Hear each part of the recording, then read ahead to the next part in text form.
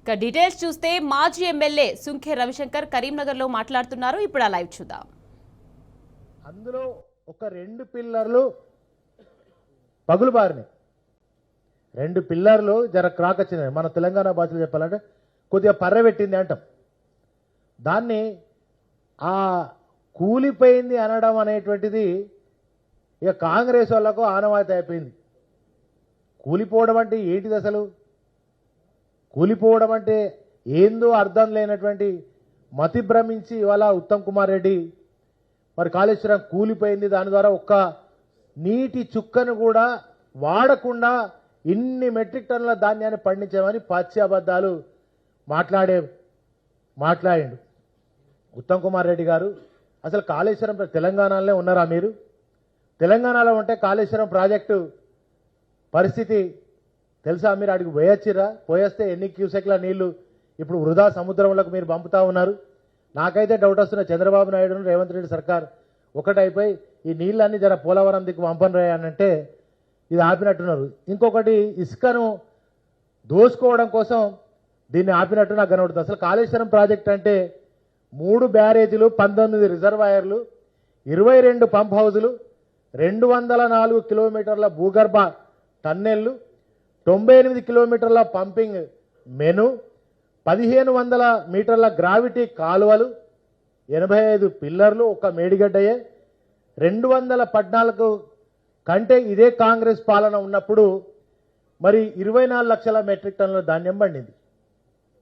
మరి వాళ్ళు ఉన్నప్పుడు, వాళ్ళ ప్రభుత్వం ఉన్నప్పుడు వాళ్ళు కట్టిన ఏం ప్రాజెక్టులు కట్టినరో, అప్పుడున్న చెక్ డ్యాములు కట్టిరా, ఏం కట్టినరో, అప్పుడున్న వర్షాల ద్వారా ఏం జరిగింది అనే నిజమైనటువంటి ఆర్బీఐ చెప్పినటువంటి రిపోర్ట్ చెప్తున్నాను. నేనేదో నా సొంత భాగవతం, సొంత కవితం చెప్తలేను. నేను ఆర్బీఐ వాళ్ళు ఇచ్చినటువంటి రిపోర్టు ద్వారా తెలంగాణ ప్రజలకు మీ ద్వారా తెలియజేస్తా ఉన్నాం.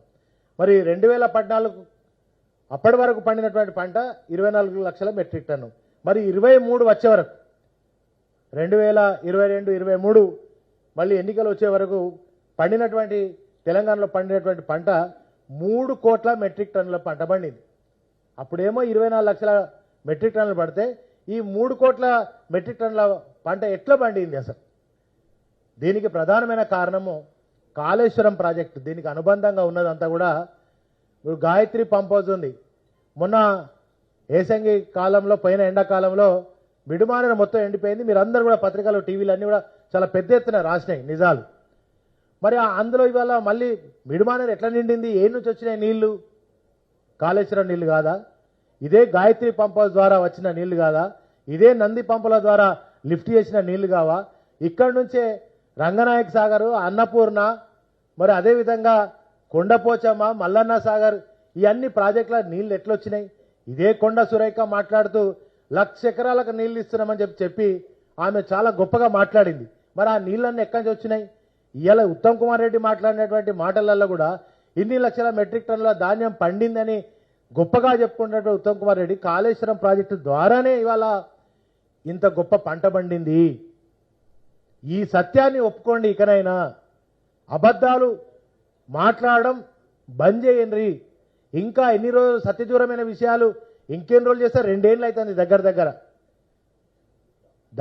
2 ఏళ్ళు అవుతుంది. 2 ఏళ్ల నుంచి కాళేశ్వరం ప్రాజెక్టులో ఉన్నటువంటి 2 పిల్లర్ల దగ్గర ఒక మంచి దానికి కాఫర్ డ్యామ్ కట్టి రిపేర్ చేసి తెలంగాణ ప్రజానికానికి నీళ్లు ఇవ్వాలనేటువంటి సోయి లేక ఇంకా కేసీఆర్ గారిని ఎట్లా బదనాం చేద్దాం, ఇంకా కేసీఆర్ గారిని ప్రభుత్వాన్ని ఎట్లా బదనాం చేద్దాం అనే దాని మీద ఉన్నది తప్ప మేము తెలంగాణ ప్రజలకు ఏం హామీ ఇచ్చినాము, ఆ హామీలు ఏం నెరవేర్చుకోవాలనేటువంటి అది పోయి ఇంకా కేసీఆర్ గారు నువ్వు మీరు ప్రభుత్వంలో ఉన్నారా, ప్రతిపక్షంలో ఉన్నారా?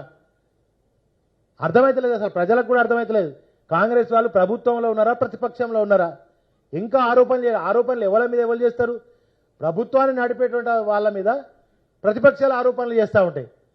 ప్రభుత్వంలోనే ఉండి ప్రభుత్వం పోయినట్టు 2 ఏళ్ల తర్వాత కూడా ఇంకా కేసీఆర్ గారిని ఆడిపోసుకోవడం, మాట్లాడడం తప్ప మీకు చేతనయ్యేది ఏది లేదు.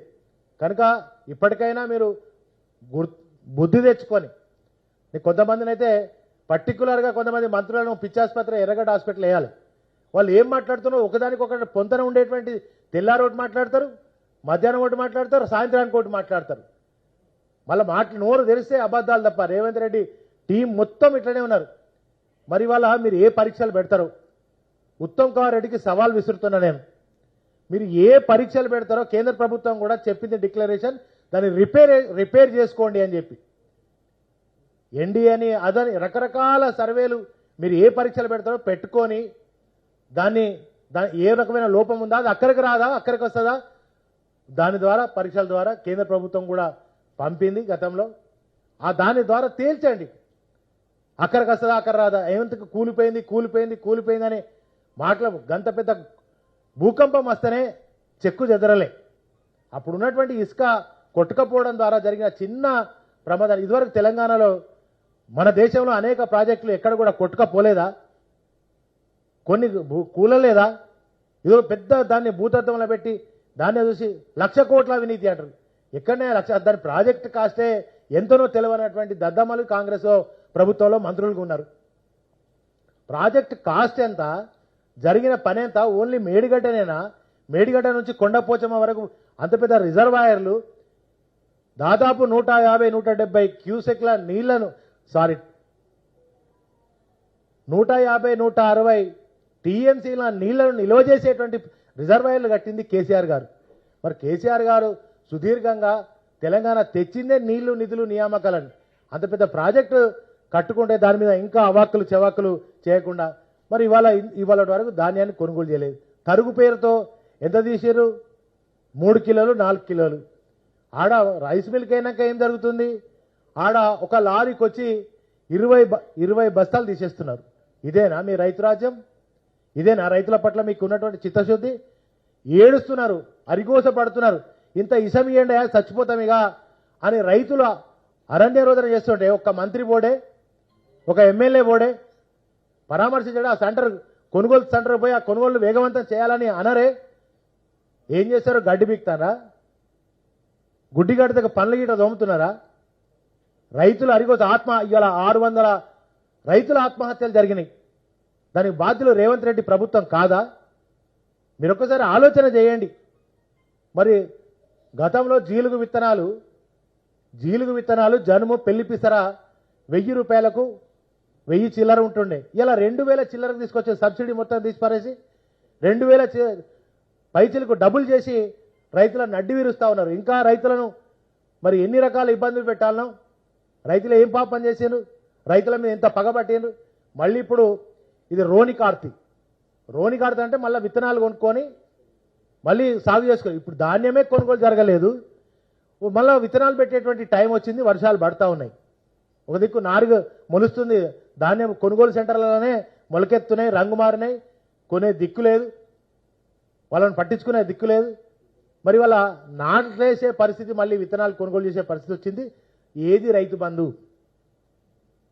రైతు బంధు ఏది? రేవంత్ రెడ్డి గారు రైతు బంధు వేస్తున్నామని చెప్పాను కదా. రుణమాఫీ అయితే ఎట్లా చేయలేదు, 50% కూడా చేయలేదు. రైతు బంధు కూడా పైలట్ ప్రాజెక్టులు అన్నారు. ఆ పైలట్ ప్రాజెక్టులకే అవి కూడా అక్కడ కూడా పూర్తిగా రాలే. మళ్ళా వానాకాలం పంట సాగు చేసే టైం వచ్చింది. ఇక రైతు బంధు ఇప్పటి వరకు మళ్ళీ దాన్ని ఊసలేదు. రైతు బంధు ఇస్తారా ఇయ్యరా? రైతులకు చెప్పండి. మళ్ళీ ఎప్పుడు ఇస్తారు? మళ్ళీ ఏమైనా ఎలక్షన్లు అత్తకి ఇస్తారా ఏంది? అరకొరగా అవి కూడా అట్లా కాదు. రైతు బంధు వెంటనే విడుదల చేయాలి. ఇప్పుడే వాళ్ళు ధాన్యం, విత్తనాలు, ఎరువులు కొనుక్కునేటువంటి సమయం ఇది. రోని కార్తీ వచ్చింది, పొలాలు సాగు చేసుకునేటువంటి పరిస్థితికి రైతన్న మళ్ళీ కసరత్ చేసుకుంటా ఉన్నాడు కనుక అవి కూడా మరి వెంటనే రైతు బంధును, మీకు చిత్తశుద్ధి ఉంటే, రైతుల మీద ప్రేమ ఉంటే, ఆ రైతుల మీద మీకు ఏదైనా ఒక మంచి ఆలోచన ఉంటే వెంటనే రైతు బంధు కూడా విడుదల చేయాలని చెప్పి రేవంత్ రెడ్డి ప్రభుత్వాన్ని, కాంగ్రెస్ ప్రభుత్వాన్ని నేను డిమాండ్ చేస్తూ, ఆర్బీఐ చెప్పినటువంటి అంశాలు, ఇప్పటిదాకా మనం మాట్లాడుకున్నటువంటి కాళేశ్వరం ప్రాజెక్టు ఎన్ని కోట్లతో పని జరిగింది, మరి ఎన్ని మెట్రిక్ టన్నుల ధాన్యాన్ని గతంలో కేసీఆర్ గారు ప్రభుత్వం కొనుగోలు చేసింది. ఆనాడు కేసీఆర్ గారు మరి కరోనా కాలం కష్టకాలంలో కూడా ఎమ్మెల్యేలు మాట్లాడి వాళ్ళ జీతాలు ఆపి బ్రహ్మాండంగా రైతుల ధాన్యాన్ని కొనుగోలు చేశారు. ఇవాళ ఆ పరిస్థితి లేదు కనుక వెంటనే ఈ యొక్క ధాన్యాన్ని కొనుగోలు చేయడంతో పాటుగా కాళేశ్వరం ప్రాజెక్టు మీద మరొకసారి ఇలాంటి అవాక్కులు చెవాక్కులు తప్పుడుగా మాట్లాడితే బాగుండదు అని చెప్పి మరి మంత్రులకు అవగాహన చేసుకోండి కనీసం కాళేశ్వరం ప్రాజెక్టు మీద 2014 కంటే మీరు ఉందన్న ఇక్కడ నుంచి వలసలు పోయినాయి కదా, రైతు ఆత్మహత్యలు ఉన్నాయి కదా, బోరుబావులతోటి పంటలు పండించుకున్నారు కదా. అసలు ఉద్యమం తెలంగాణ రాష్ట్ర కోసం ఉద్యమం ఎందుకు వచ్చింది? ఈ నీళ్ల కొరకే కదా. మరి ఇవాళ ఇంత మంచి కేసీఆర్ గారు బంగారం వసటి నీళ్ళు ఇచ్చి బంగారం వసటి పంట పండిన తర్వాత ఇవాళ దేశానికి అన్నం పెట్టే స్థాయిలో హర్యానా పంజాబ్లను మించిన పంట తెలంగాణ రాష్ట్రంలో పండుతుందని మీరు కూడా మాట్లాడుతున్నారు. మరి నారాయణపూర్ రిజర్వాయర్కి డబ్బులు ఉన్నటువంటి డబ్బులు నిర్వాసితులకు అందజేయండి, ఆ ప్రాజెక్టును కూడా పూర్తి చేయండి వెంటనే. మా మాటలేమో కోటలు దాటుతున్నాయి కాంగ్రెస్ వాళ్ళవి, చేతులేమో గడపలు దాటట్లేదు. కనుక మరి మీరు వెంటనే నారాయణపూర్ రిజర్వాయర్కి సంబంధించినటువంటి పనులను కూడా ప్రారంభించాలి. మంగపేటలో కూడా ఇంకా కొంతమందికి నిర్వాసితులకు డబ్బులు ఇచ్చేట్టున్నాయి, అవి కూడా అందజేయాలి. నారాయణపూర్ నిర్వాసితులకు కూడా ఇవ్వాలని చెప్పి నేను కోరుతూ, మరి ఈ యొక్క కాళేశ్వరం ప్రాజెక్టు మీద ఇంకా అబద్ధాలు మాట్లాడడం బంద్ చేయండి. అనేక మంది హరీష్ రావు గారు, కేటీఆర్ గారు, కేసీఆర్ గతంలో చాలాసార్లు ఈ ప్రాజెక్టు విషయంలో అనేక విషయాలు చెప్పారు. అయినా ఇంకా అబద్ధాల మీద అబద్ధాలు. కూలిపోయిందంటే ఏం పిచ్చితనం ఇది ఉత్తమ్ కుమార్ రెడ్డి గారు? కూలిపోవడం అంటే అసలు ఏంటిది? కాంగ్రెస్ నాయకులు మాట్లాడేటప్పుడు కూలిపోవడం అంటే ఏంటిది? పోదామా మరి? వస్తారా ఉత్తమ్ కుమార్ రెడ్డి గారు, మీ రేవంత్ రెడ్డి గారు, ఎవరు వస్తారో రాండి, ఏడ కూలిపోయిందో చూద్దాం. చిన్న పర్రె పెట్టింది, అది అందరూ ఒప్పుకుంటున్నాం. దాన్ని రిపేర్ చేయండి మీకు చేతనైతే, చిత్తశుద్ధి ఉంటే. ఆ ప్రాజెక్టు మంచిగా నడిచి నీళ్లు బాగా వస్తే అంటే మళ్ళీ కేసీఆర్కి పేరు వస్తాయి, కేసీఆర్ అని వాళ్ళకి కూడా చేస్తారని మాట్లాడండి కదా. మరి అలా ఆ సెక్రటరీ కూర్చుంటున్నటువంటి సెక్రటరీ ఏం చేద్దాం? కనుక ఇవన్నీ బంద్ చేయండి, అబద్ధ మాటలు, పిచ్చి మాటలు బంద్ చేసి మరి తెలంగాణ మీరు ఏవైతే తులం బంగారం ఇస్తున్నారు కదా, గది ఇవ్వండి, ధాన్యాన్ని కొనుగోలు చేయండి, రైతు బంద్ వేయండి, రుణమాఫీ మొత్తం పూర్తిగా చేయండి, 4000 పెన్షన్ ఇస్తాన్నారు అది ఇవ్వండి, 2000 రూపాయలు ప్రతి 2500 ఇస్తాన్నారు అవి ఇవ్వండి, స్కూటీలు ఇస్తాన్నారు ఇవ్వండి, జాబ్ క్యాలెండర్ ఇస్తాన్నారు గవి చేయండి.